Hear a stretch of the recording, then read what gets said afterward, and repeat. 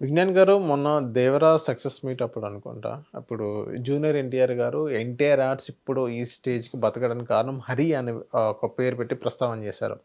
'హరి' అంటే ఎవరు విజ్ఞాన్ గారు? కోసరాజు హరికృష్ణ. అంటే ఎవరు? ఆయన యాక్చువల్‌గా ఒక ఆర్టిస్టు. తర్వాత ఎన్టీఆర్ ఆర్ట్స్‌లో చేరిన తర్వాత ప్రొడక్షన్ కంట్రోలింగ్ అంతా తన చేతుల్లో ఉండి, మొత్తం ముందు వెనకుండి చూసుకుంటున్నారు. ఇప్పుడు ఫర్ ఎగ్జాంపుల్ ఆహ్, నా వర్క్ అంతా ఇంకొకరు చూసుకున్నట్టు. పేరు నాదే హ్మ్.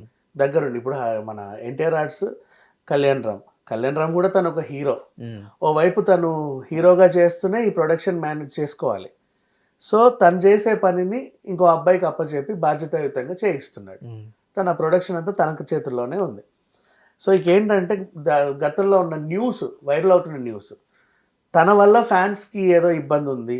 అంటే ఆహ్, ఏదైనా ఈవెంట్ అప్పుడు పాసెస్ ఇవ్వడంలో గానీ, ఇంకేదైనా కార్యాలు చేయాలన్నా, కలవాలన్నా, ఇతను యాక్సెప్ట్ చేస్తేనే నెక్స్ట్ లెవెల్‌కి ఎళ్తాయి అన్నట్టుగా ఒకటుంది. మనం మేనేజర్‌లని పెట్టుకునేది కూడా అందుకే.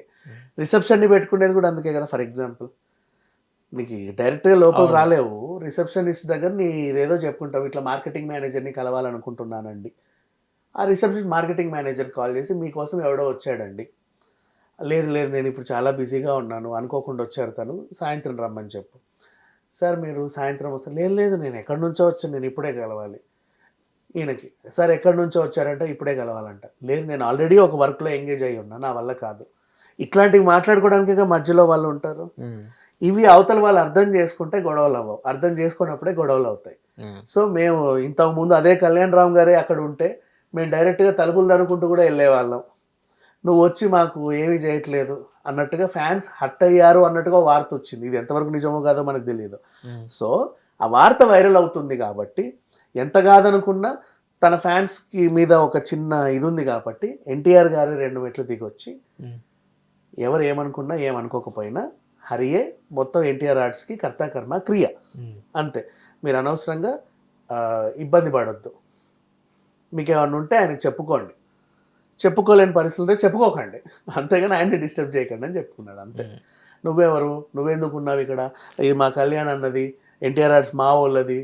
మధ్యలో నీకేంటి సంబంధం? ఇట్లాంటివి కొన్ని ఉంటాయి గదా! అవును. దయచేసి ఇవేం పెట్టుకోకండి అని చెప్పాడు అంతే. విజ్ఞాన్ ఇదేనా రీజన్? లేకపోతే ఇంకో వెర్షన్ ఏమైనా ఉందా? ఏదైతే బాలకృష్ణ గారుకి ఏదైనా ఒక ఫంక్షన్ అప్పుడు, ఫేమ్ అవార్డ్స్ అప్పుడు ఎప్పుడో సీనియర్ ఎన్టీఆర్ గారి తర్వాత వారసుడు మీరే. మీ తర్వాత వారసుడు ఇంకెవరంటే, నా తర్వాత నా బిడ్డ గాని, నా మనవడు గాని అన్నట్టుగా బాలకృష్ణ గారు చెప్పడం జరిగింది. వేరేస్ మనం ఎన్టీఆర్ గారి పేరు గాని, కళ్యాణరామ్ గారి పేరు గాని ఇంకెవరి పేరు ప్రస్తావన తీసుకురాని పరిస్థితి. ఈ 2 జూనియర్ ఎన్టీఆర్ గారు ఫస్ట్ బాలకృష్ణ గారు చెప్పిన దాన్ని బట్టి, దాని తర్వాత జూనియర్ ఎన్టీఆర్ గారు చెప్పి ఈ 2 కంపేర్ చేసుకుంటూ వీడియోస్ అనేది సోషల్ మీడియాలో కనిపిస్తున్నాయి.